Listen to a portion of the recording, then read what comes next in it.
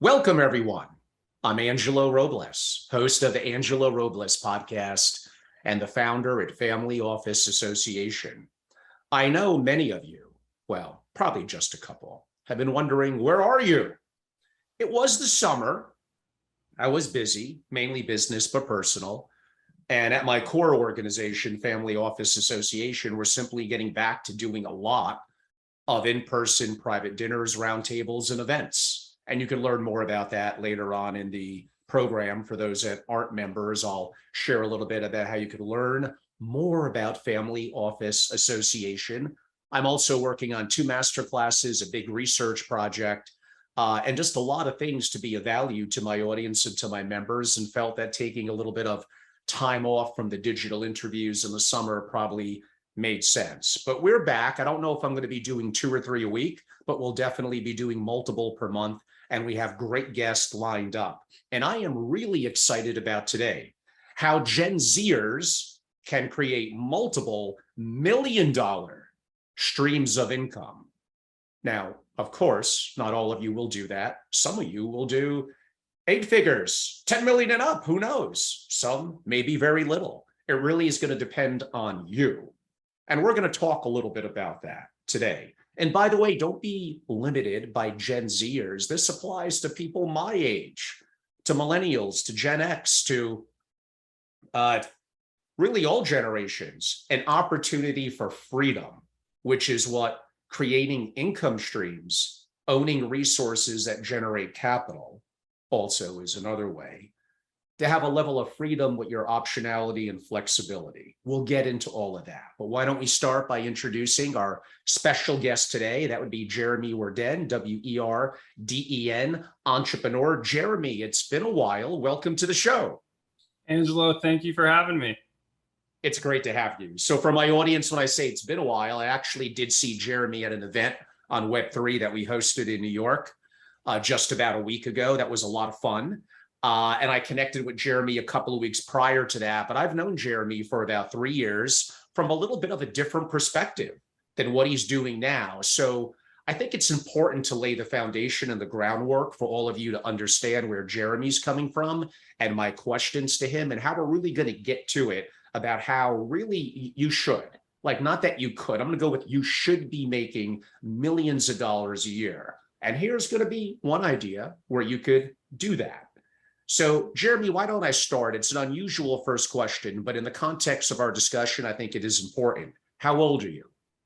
I'm 25 years old. All right. And where did you go to college? University of North Carolina, Chapel Hill, and go Tar Heels. Of course you're going to say that. Michael Jordan, but you probably heard that a million times. And if I'm remembering correct, you do have a love and passion for basketball, and that did lead a little bit into you going to your, I believe, your home state university, and you were actually involved in athletics. If you could talk a little bit about that. Yeah, so UNC is kind of unique in the sense that they still have a junior varsity basketball program. A lot of the other large Division I institutions got rid of their JV program years ago. Not UNC. A lot of the UNC head coaches originally were JV coaches, such as Roy Williams or the new head coach Hubert Davis. And I actually played ex-Nick, by the way. Let's go Knicks. Exactly. And I played for Hubert on the JV team. And a reason I decided to go to UNC was I could have gone to some Division II, Division III schools to play basketball. But, UNC was kind of the best of both worlds, where I got to play basketball and still go to a large and fun and good academic university.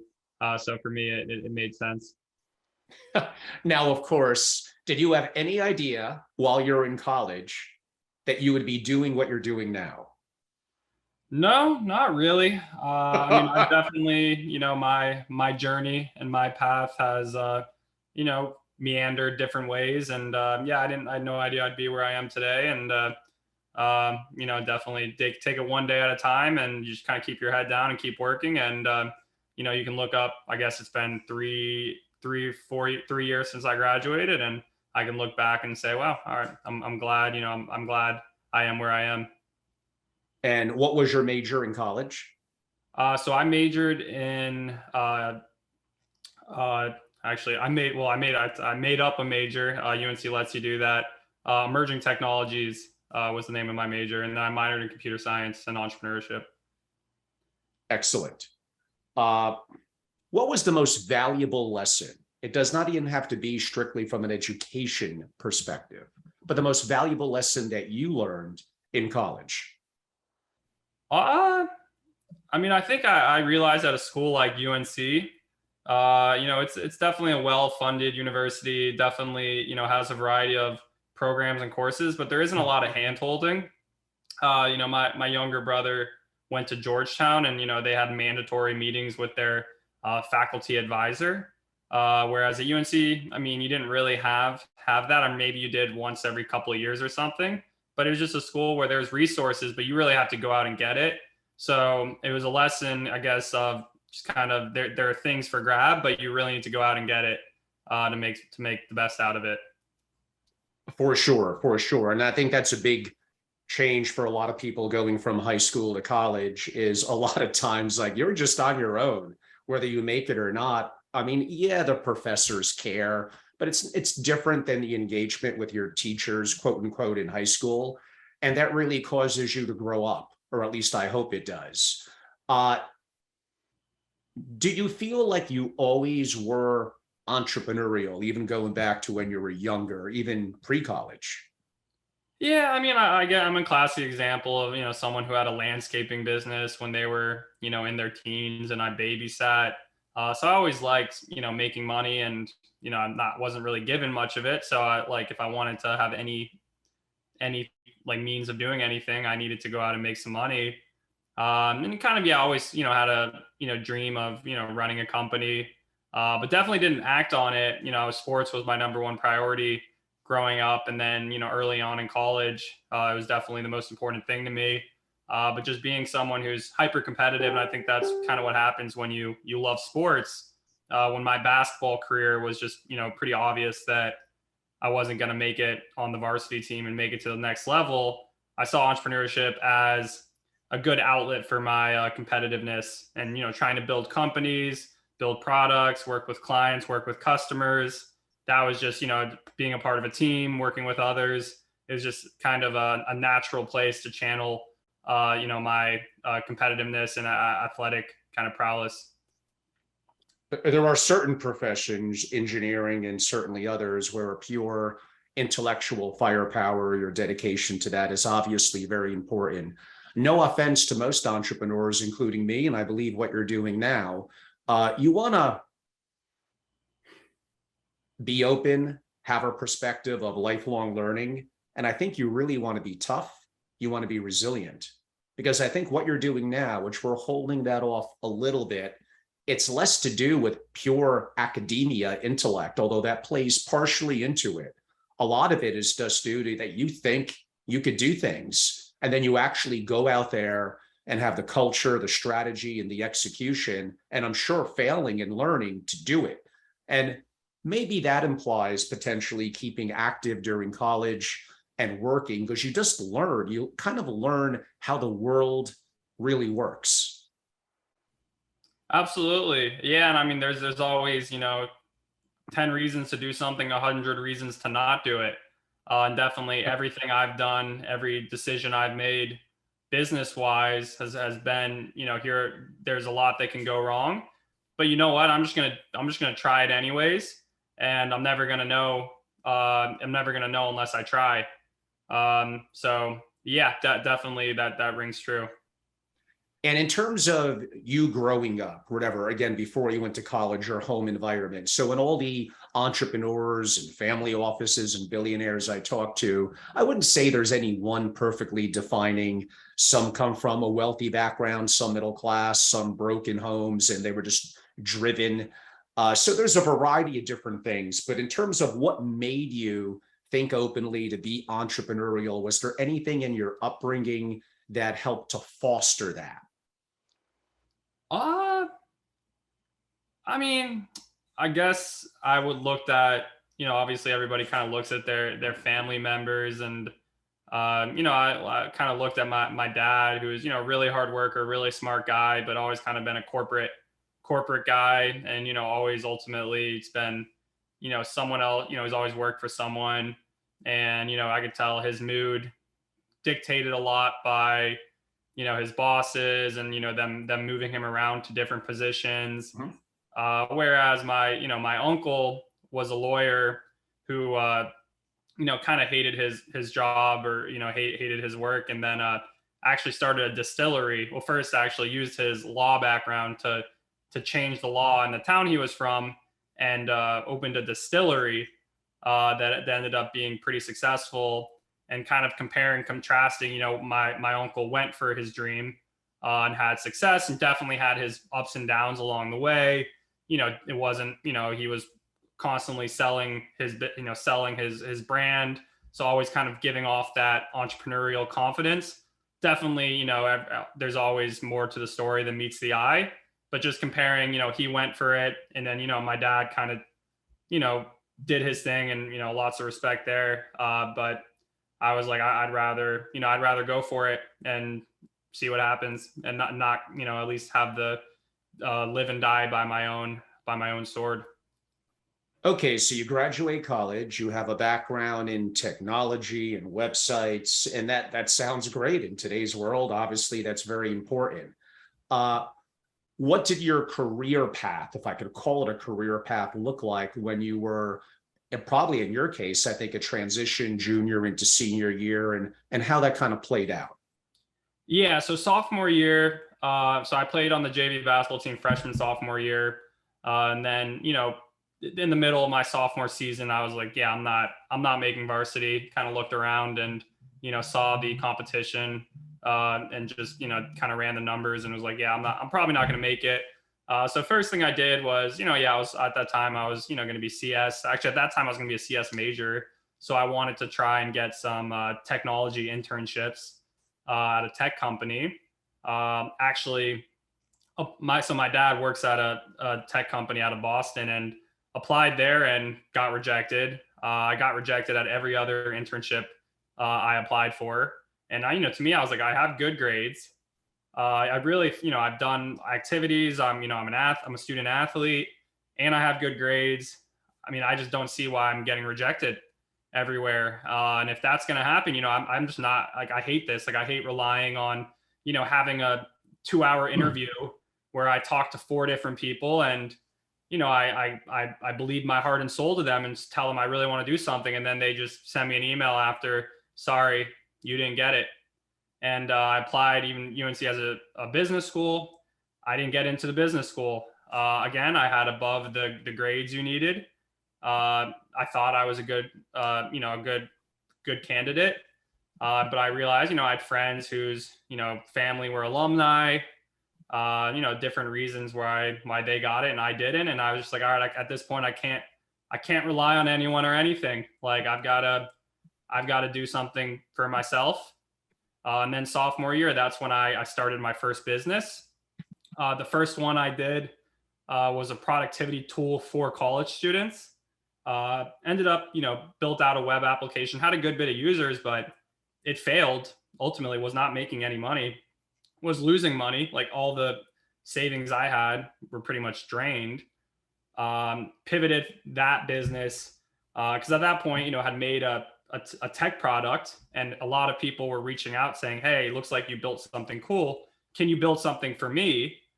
So me and my co-founder on that project ended up pivoting to a business where we would build web applications for clients. I've since left that company, but it's, a 70-person company now. So that, wow. And that's where I kind of fostered this. I was 20 years old, and we were essentially building, designing, prototyping, and building web applications. So I ended up leaving that company and just doing it on my own towards, my between my junior, senior year of college. I kind of went out on my own, and I just would build web applications for clients, websites, WordPress sites, just anything that, someone would pay me to do. I would figure out how to do it. If I had to hire developers because I didn't know how to use a certain framework, I would hire developers. So I would essentially piece together these applications and was able to get clients that way. Had a couple, 5-digit clients, $10,000 plus dollars, which for me being 20, 21 years old at the time was absolutely insane and really, huge for me. And then one of those clients was a private equity startup in New York, where actually is the way Angelo and I know each other. Is a private equity startup that Angelo advised and is involved with. And for initially had them as a client and, really bought into the mission there and thought it was really interesting. So I actually kind of came on as the head of technology for a good time period there. So really kind of just saw what skills I had and went out and tried to sell them, and then didn't know what direction that was going to take me, but just took it one day at a time and project by project. Absolutely. You gave me a lot to comment on there, and I think it's important for our audience, especially the younger ones, both listening in live or viewing it live, and we'll hear this, including a couple of college classes. A couple of big points there. One, stop it with your punk asses out there about making all these excuses. Listen to Jeremy. He goes, yeah, there were some things that didn't play to my favor going to business school because maybe some other kids that were less qualified were whatever their family were alumni. This is the real world. Not everything is going to be fair. And you just have to pursue and go after it. Don't make excuses. That's the worst thing you could start to do when you're younger, and that's going to snowball. Even when you're of some logic and making sense in terms of your so-called inner excuses, that's not the right frame that you want to have. You have to persevere. And we're going to get to what Jeremy's doing in a second, which has nothing to do with technology per se. So if you think, oh, well, he's a tech wizard and genius, well, maybe you are, Jeremy, but what you're doing now is completely different than that. But this goes to the big point of being creative, being open-minded, and being disciplined and persevering, putting up with not everything is going to go your damn way. Get used to it. This is how the world works. You got to be tough if you want to make money and be successful. You're going to have to get used to rejection in your personal life and in your business life as well. So pardon my little going off on a rant there for a minute. So the company, Jeremy, that you're mentioning, where we had a chance to meet Alti, and that's with, of course, Joseph Bonvalor, great entrepreneur. Yes, I'm an advisor. Take a look at what they're doing. Hopefully it's going to change the world of private equity, and I think they're doing a great job. So then what happens? I'm assuming March of 2020, COVID happens and some changes occurred. What was that? Yeah, so first of all, so at the time I lived in New York City, and I lived right across the street from Langone Hospital in Murray Hill. And I would just say, living right next to a hospital when New York was in the middle of a COVID outbreak that was initially hitting New York harder than anywhere else was a little depressing. So I like many other New Yorkers, I left. I left the city. I went back to North Carolina, which is where I'm from, and kind of hunkered down for a couple weeks. It was like a lot of people at the time watching a lot of TV. I watched the Ozarks. It was actually great show. Yeah, TV show. Love it. Yeah, and there was Ozarks. And no, in case you're all wondering, that is not the business that Jeremy went into. For those of you that watch Ozarks. yeah, but just ironically, so there was a lake, where I spent a lot of time growing up. Lots of friends had places there, and kind of had been for years thinking like, I need to, this lake, I feel like, needs a boat rental business, or there was one boat rental business, but it was very, wasn't a very well operated company. And then I actually had seen on Facebook that they had shut down a couple months earlier. So kind of, at the time was thinking, maybe, this is something I can do. With, the private equity startup, things that kind of, it was kind of a big pause, and it was for a lot of businesses where people just, didn't really know what the next few months would look like. And, kind of just the foot was off the pedal there. and just had a lot of time. So I said, I'm just going to use this time and I'm going to do something that I wouldn't have done before. I'm going to buy a boat and I'm going to try to rent it out on the local lake. And, I'm just going to see what happens. I made a website, I threw some ads at it to test if there were, people would reach out for the boat. And they did. So before I even had a boat, I had people reaching out to rent a boat.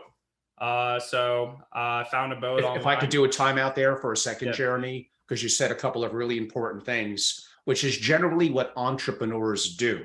Notice what he just said. He didn't even have a boat yet he still has the idea. He created a website. He saw if there was any interest from people in what he's doing.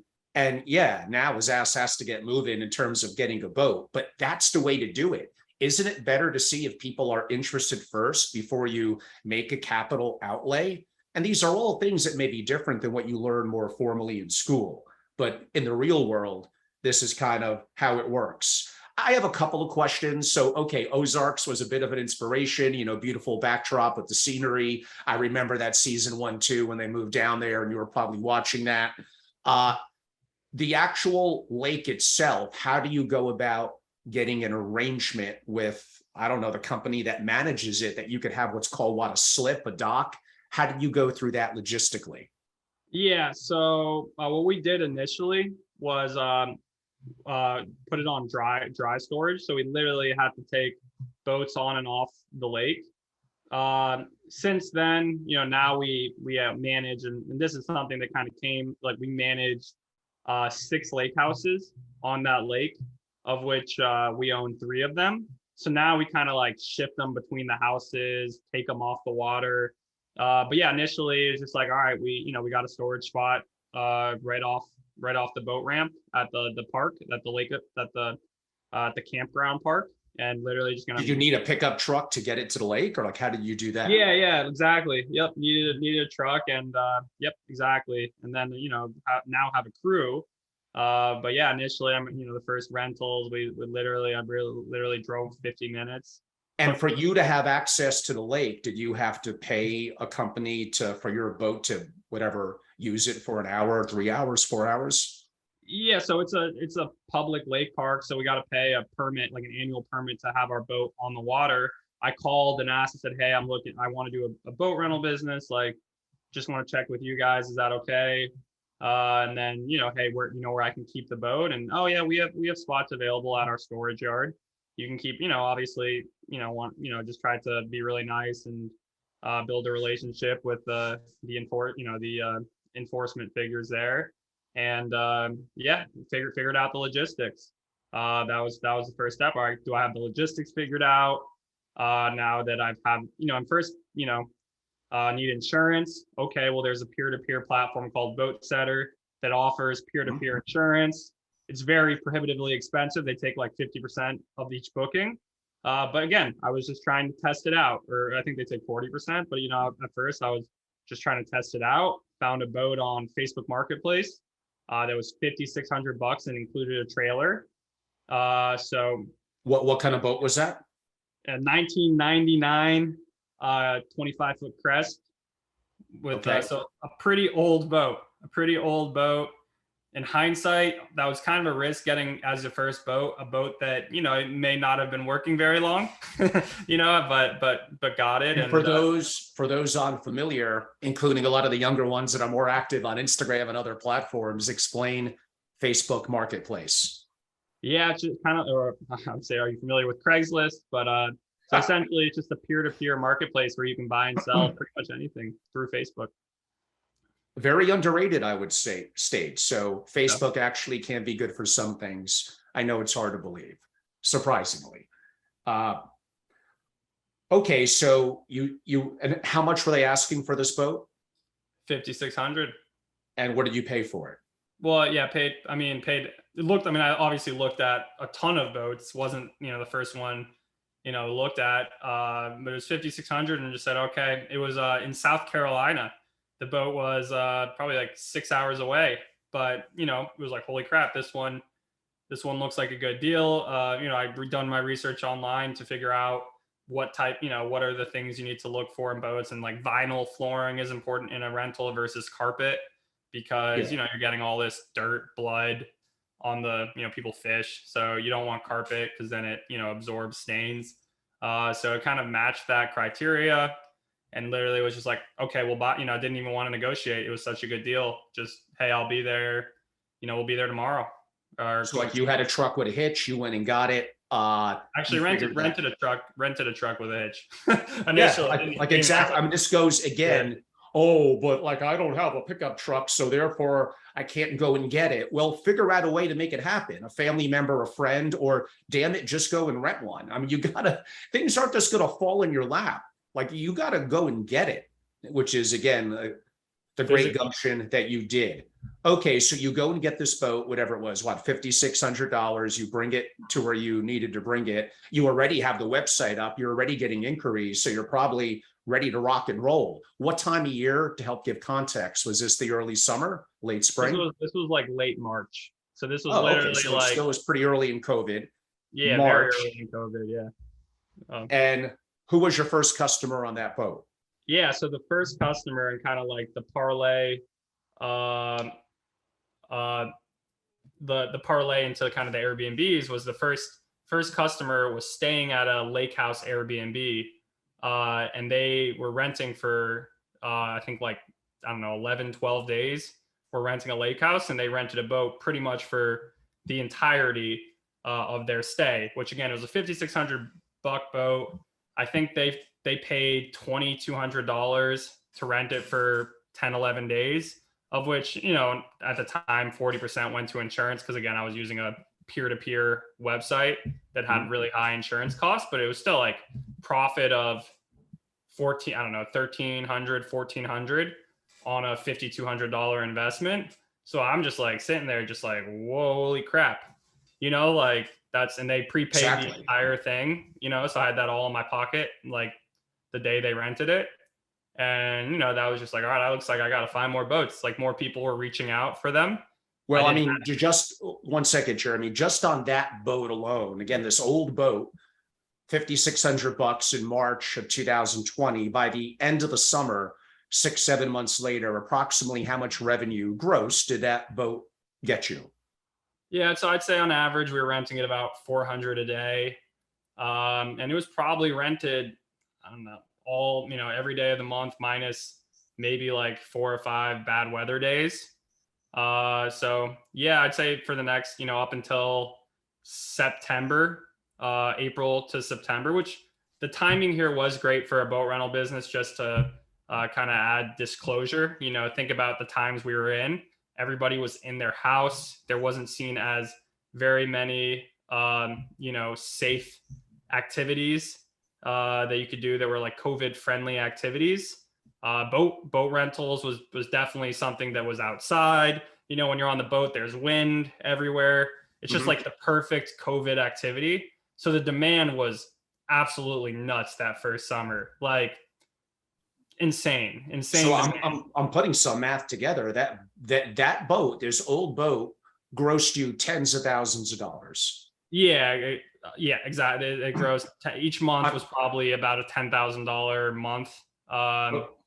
So I want the I want that to soak into the audience. Look at the gumption that Jeremy had, going and getting the boat, knowing where to look for it, putting up the site, getting customer interest, purchasing it for whatever it was, $5,600, and making his money back probably within 30 days and making tens of thousands of dollars of profit, tens of thousands that first summer, with having really no experience per se in the boating business, just figuring things out, learning along the way, and this old boat generating that amount of money. I mean, I don't know about all of you, but to me, that's impressive. So this plays out to a little bit of a bigger picture point that I've been talking about from an entrepreneurial perspective for years. You perhaps want to own assets and resources that are valuable, that lots of people want to use, but they don't use it enough where they want to go and own it, perhaps like a boat. Therefore, you're buying it, you're providing them access to it, whether it's a day, a week, a month, and they're willing to pay that. AKA you own it, they rent it. Generally, I think those could be a really good, or that could be a really good business. We're going to get to the Airbnb stuff shortly because that's really going to take it a step further. But are there other things besides boats that you think that philosophy could apply to, of you as an entrepreneur own it, and then you create a marketplace for those that want to rent it, however short or long an amount of time? Yeah, absolutely. Yeah, so boats. So I call this short-term rentals. The concept of renting something out for a short period of time. Airbnbs are commonly referred to as short-term rentals. Boats. So I actually started at that time, Boat STR, Boat Short-Term Rentals, was my website. Also bought the domain name like Kayakster, Yachtster. I forget. I bought a bunch because I was like, just the concept to me of like, yeah, I mean, a kayak is a prime example, comparable to a boat. People don't want to have to put it on top of their car, drive it off to a lake. They want to they just want to get there and it's already in the water, ready for them. Paddle boards are huge. SUP rentals, which is a stand-up paddleboard, are massive nowadays. You can buy a stand-up paddleboard for several $100s, rent it by the hour for 40, $50. Jet skis, you can get for several $1,000s, rent for hundreds of dollars an hour. There's tons of, I've seen golf cart rentals in different beach towns are really big. Car rentals. Turo is a website that people use where they rent out their car for a few days at a time. Like there's a ton of different use cases for short-term rentals. 100%. And some of you may be thinking, I'll go off on a 1 minute rant again, that like, oh, Jeremy's giving away his secrets and he's going to talk about what he's doing with Airbnb. One, we all want to give back to others, especially people that are younger that are trying to figure things out. We want to do good, but I'll give you a reality of it. And of course, you're a viewer, especially a younger one. Of course, you're going to be different, aren't you? And that's like 99% of you aren't going to act on anything. I could talk about having created whatever, tens of millions of dollars, hundreds of millions of dollars. I have these ideas that I want to share. I want to speak to young people. I want to speak to colleges. Maybe it'll be an interesting convo speech, but the vast majority of people just don't do it. They're not doers. They want to be told what to do. They want to work in a company. Nothing wrong with that if that's for you. So I could care less for the most part about sharing. I don't know about everything, but maybe 99%, because the reality is the vast majority of you aren't going to act. And the ones that do, good for you. And I want you to be successful. And I'm sure, Jeremy, like you feel the same way about that. Yeah. I think what's cool about short-term rentals is really anybody can do it. Granted, website design development, that's something you can learn how to do too. There's tons of information online. Or you could do Wix. Wix is cheap, Yeah. right? It's not bad. Yeah. It But works. like really short-term rentals, Airbnbs specifically, but you can do Turo, car rentals. Anybody can do it. It's a lot of people are doing it and achieving financial freedom. So it's really a cool phenomena that's having changing millions of people's lives. One more question on your idea with the boats, then we'll transition a little bit. I believe you also told me that you went to own or to purchase more boats, some of them new. And I think you didn't just accept, oh, well, a new boat, maybe 30, 40, 50,000. I may not have that amount of money up front. Talk about how to get creative with financing. Yeah, so there's a ton of loan programs out there for cars, also boats, where you reach out to a dealership and they're willing to loan you a boat. Obviously you need to pay a monthly payment for a set period of time. So yeah, one of the nicest boat in our fleet early on was 100% financed, so it didn't require any cash out of pocket. And that was what, 35, 40,000? Yeah, I think 35, including the trailer. Okay, let's talk a little bit about the math again. So how much was that every month for you to pay it off? I believe it was $600 a month for 5 years. So if you do 600 times 12, that's $7,200 times 5. Yeah, 36,000 in total debt, or 650 or something. I don't remember the exact number, but it's like That's close close to enough. 700 a month. Yeah. The bigger picture point is, again, was that boat also getting you ballpark about $400 a day rental? Yeah. Yeah. If not more. It was a nice Right. boat. So let's even say 20 days out of the month. What was that, like $8,000? Yep. KG. So you can, one, it's generating profit very quickly. And I can make the argument, if you just want to get the debt off your books, you could probably do that from the cash flow in a couple of months. Now you have the boat free and clear, whether for your own use or for continuing on the rental business and not paying anything back because it's yours. It's completely paid off. It's 100% profit from that point. And again, I know I'm trying to really punch these ideas home because I think what you're doing is amazing. Yeah, yeah, no, it was quite remarkable. Was able to, and also think about it when you have a business, and let's say a customer, calls for August. It's March, but they're calling about renting the boat in August, and you say, all right, if you want it, like we only have one or two, like you've got to pay it all now. They'll pay you in March or pay you in April for the rental that's in August. So you're getting fronted money. So that helped me scale. The boat business was essentially being paid on the float, is the term that Warren Buffett uses for insurance. He likes buying insurance businesses because think about insurance, you get paid up front, and then when someone dies, life insurance, for example, when someone dies is when you have to pay out their family. So when you get paid on the float, you can invest all the money you get fronted into things that that are in turn going to make you more money. So I use that kind of hack to scale quickly. Yeah, that's fantastic. And, we could, if we had more time, we could talk a little bit about, is that scalable?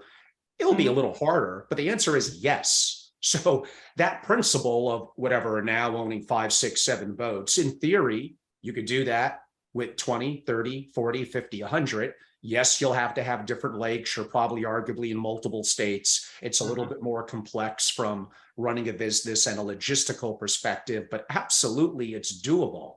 Yeah, And, and we did scale to a second lake the second nice. year.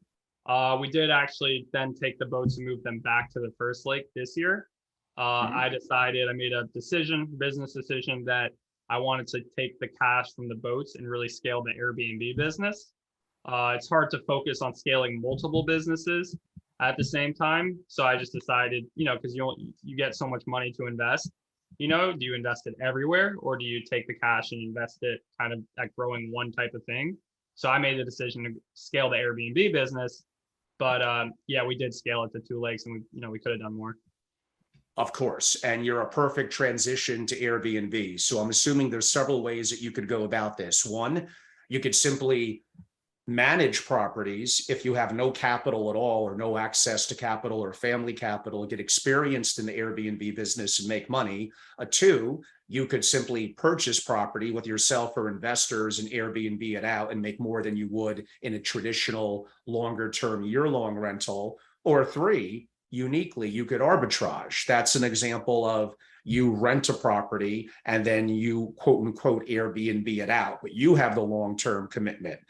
There's advantages and disadvantages and challenges to all of them. Nothing is easy. Why don't I give you the floor and you could talk about the potential of quote unquote an Airbnb business? Yeah, so initially I got into Airbnbs by managing. So several of the initial boat renters were actually buying houses on the lake, and conversed with them. And I don't know where it came into conversation, but it was essentially, hey, I can manage these properties for you and put them out on Airbnb. We already have a crew at the lake. We've already got the infrastructure in place to make everything easy for you. In addition, oh, you don't have a boat yet? Okay, well, I'll let you use our boats at a steep discount when you're there. Really just tried to get co-hosting clients, which co-hosting is the term for Airbnb property management.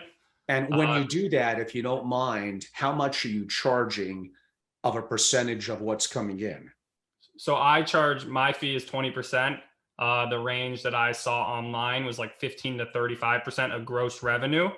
So I charge 20%. So if the property makes 100 grand in a year, my co-hosting business gets $20,000 revenue. Got it. And if you could talk, I mean, I guess you already did, but your early experiences and successes in Airbnb started with no rental on your own, no ownership. Oh, I need a lot of money to make that happen. You had gumption. You just approached people with the experiences you had on the lake that were buying properties. Maybe they're going to use it, 2 or 4 weeks out of the year. And like, you're just going to let that sit in today's world when you can monetize it. And like you had to go and make that happen. Yeah, and I think in many instances, people were maybe on the fence about buying, but then it was like, oh, this can be a profitable investment for you, and I can make it like a relatively passive profitable investment for you. So actually, the first co-hosting, now have built out the portfolio, but the first initial several co-host clients were people I literally kind of helped convince buy properties. Nice. Okay, then so now you got the boats going on, you're doing the Airbnb management. And again, this is all amazingly in a 3-year window. We didn't even get to the end of it yet. It's like this is fantastic. This is in a 3-month period, honestly. Even better. So what was your next step with Airbnb strategies? So I went from that and then I kind of got a peek inside the surface on how much these houses are making, and was like, well, first I was like, holy moly, these boats are making a lot of money, like need more boats. And then, all right, how do I get more boats? 0% financing. All right, I bought a boat that was really cheap, however we had to fix it up, so figured out how to fix up a boat. And then it was like, okay, these houses are making a lot of money. How do I buy houses? Okay, I've just invested pretty much every cent I have into boats. I have some profit from that. I have some profit from now I'm managing properties, and I have some cash flow from that. But I can't buy an entire property. I mean, I don't want to go out and buy a trailer. Ironically, eventually I did buy a trailer, but that's for later. But yeah, all right. If I want to go out and buy houses, how do I do it? Okay, I don't have the money, but other people do. I'm gonna figure out how to raise money and go out and buy properties, and that's what I did.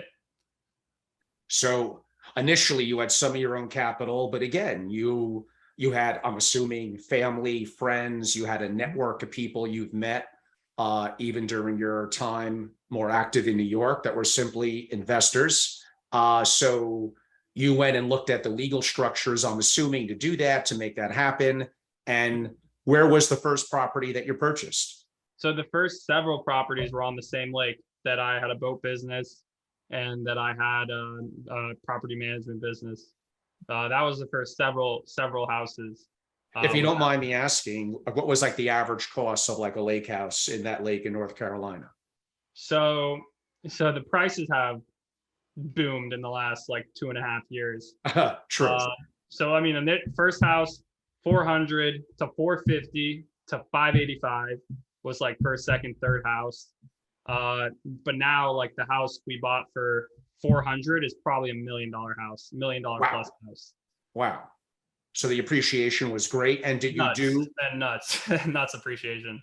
I mean, the interest rates were so low then. Did you do all cash or did you finance it? Oh, we financed. Yeah, definitely. Okay, so you put down whatever, like 20%. Yeah, which in hindsight could have figured out after the third one tricks to not have to do 20%, but you learn one thing at a time. But yeah, the first 3 we bought on that lake were all 20% down. Awesome. And talk a little bit, and again, we're not going to go too deep into any one thing, as we do have a strict time limit today. We'll definitely have Jeremy on in the future and maybe do like a master class on how to do the Airbnb strategy that will be closer to 2 hours. So I promise that will be upcoming. But there's a third strategy that basically is an arbitrage strategy where you don't need to own the property or theoretically even find investors. Talk a little bit about that. Yeah, so went from managing properties to, okay, they're making a lot. I want to buy them. The owners are the ones who are making, I might be taking 20% of this management fee, but the owners are taking the rest, and I'm sending them a lot of money. I know what their mortgage payment is. Like, it's a lot less than how much I'm sending them. I want to own. So I started buying houses. We were buying on the lake, and then the lake got prohibitively expensive relative to how much the houses were making. So shifted locations, started buying in South Florida. We bought 2 in South Florida. Again, South Florida got very expensive, shifted locations again, started buying in the Smoky Mountains. We bought 2 in the Smoky Mountains. And that brought us to about March, April of this year, where now home prices had gone really expensive and interest rates had gone up a lot. And each house we got was just more and more work in terms of the amount of renovation required to make it really nice. Initially, the first 2 properties we bought were literally turnkey. We didn't have to do anything. Like, they came with the furniture.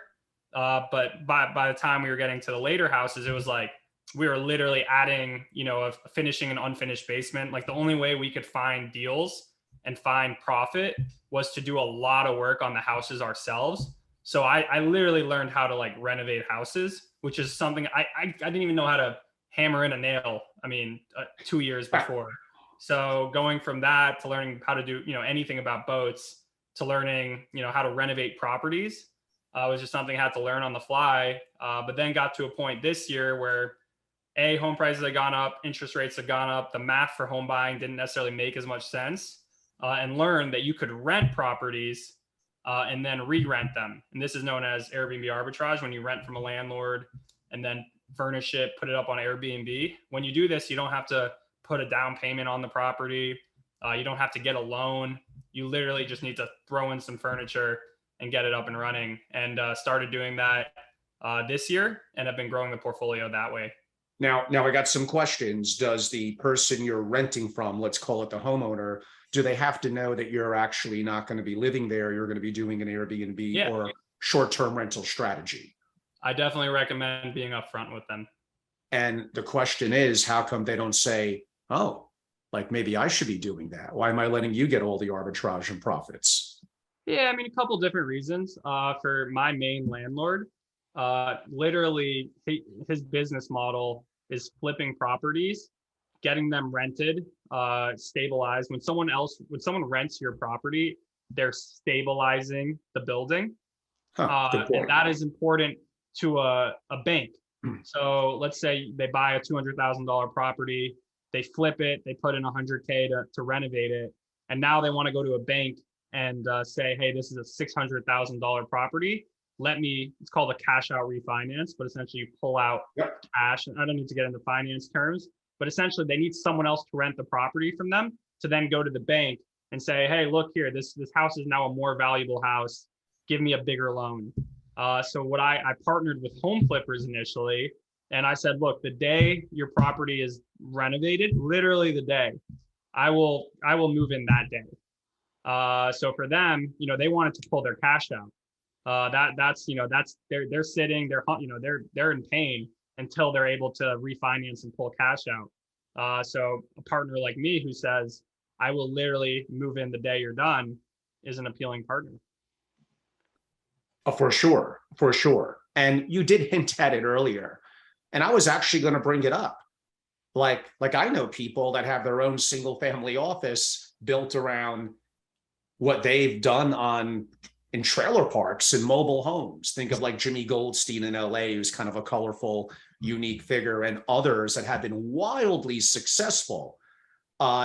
And you're providing value to people that may not be in as fortunate a position financially, but want to have something they can at least kind of call their own, for lack of a better word. So talk a little bit about the Airbnb potential, including ownership and Airbnb it effectively in, I don't know, mobile homes, trailer parks, campers.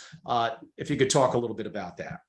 Yeah, so I kind of do one-off things, kind of just as like learning experiences, and to see, hey, do I think there's more potential here down the line? So right now I only manage 4 client properties where I don't have any ownership interest in them. three of which are on the lake where I started. We also own three on that lake now. And then one is like an 80-acre resort property in Western North Carolina, where I was tasked by the homeowner in making it something that can be profitable so his family can inherit it. Right now, it's just like, it's such a nice property that literally, the cost of just keeping it in the condition that it is, hundreds of thousands a year. So I pitched glamping. I said, you have this beautiful lakefront, mountain property with waterfalls, with hiking trails, put these campers or put domes around the property, give each person a little private area. And each one, will be rented for hundreds of dollars a night. So kind of pitched that idea, and he was like, okay, well, how do you know, why should I trust you? Like, have you ever done a glamping rental? Have you ever done that? And I said, no, but 2 months from now I will have. So I figured that out and got a glamping, an Airstream camper that I, got renovated and figured out how to set up. And now I have the glamping. If you don't mind, how much money was that? So that ended up being so I bought it for $19,500, and then put $20,000 into renovating it. So my total cost was about $39,000.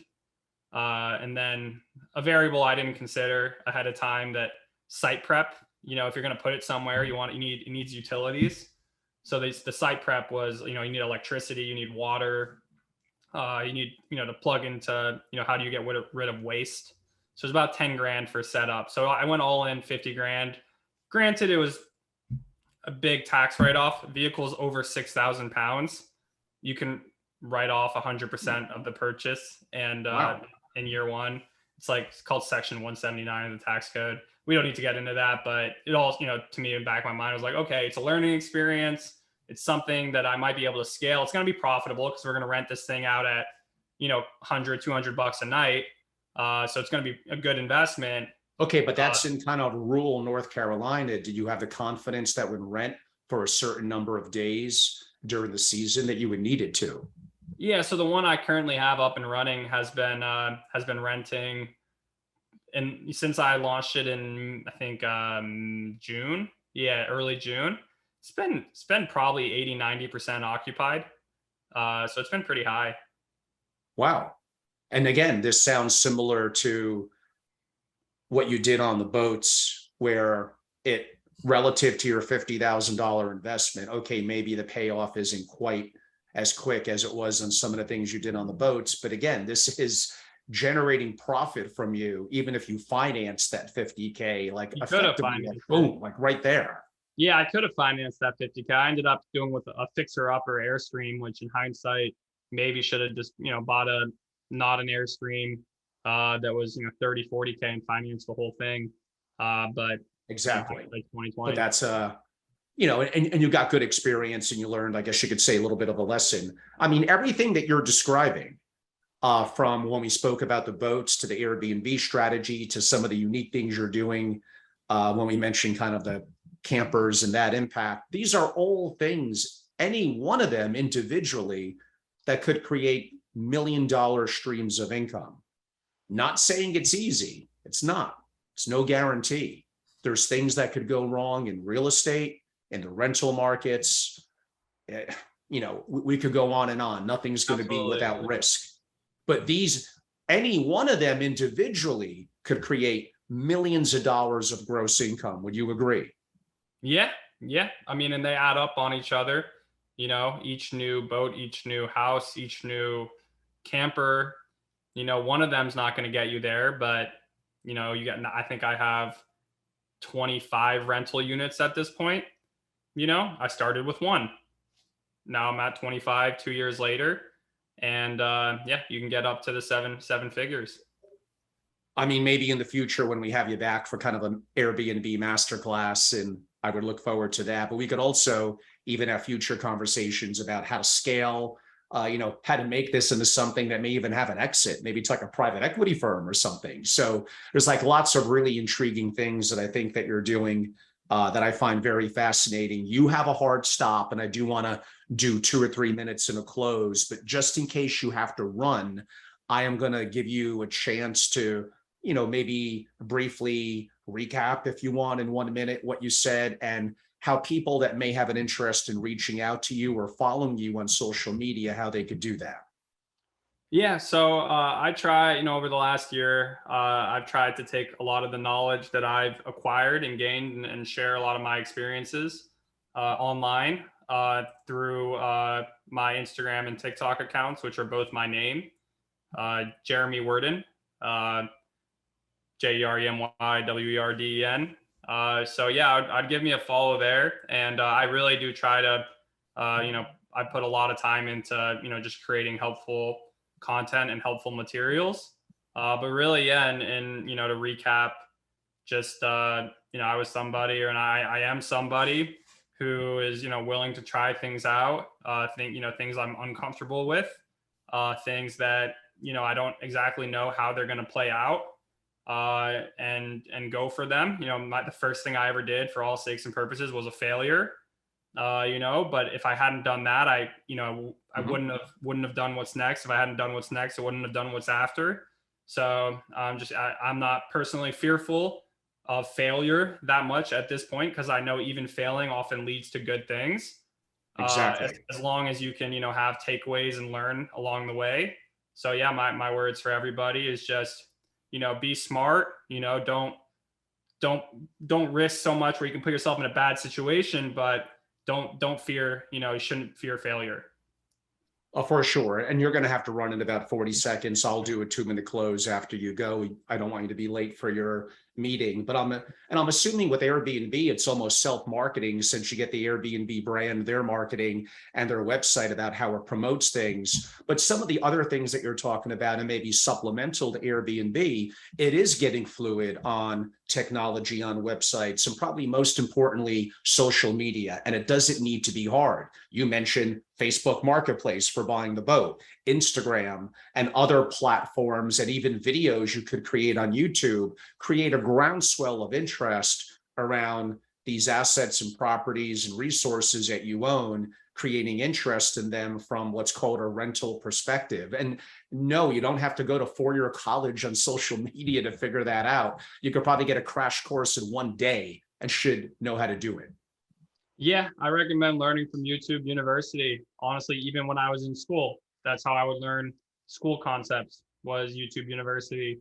So yeah, all this can be all this, or 70% of everything I learned, I probably learned on YouTube.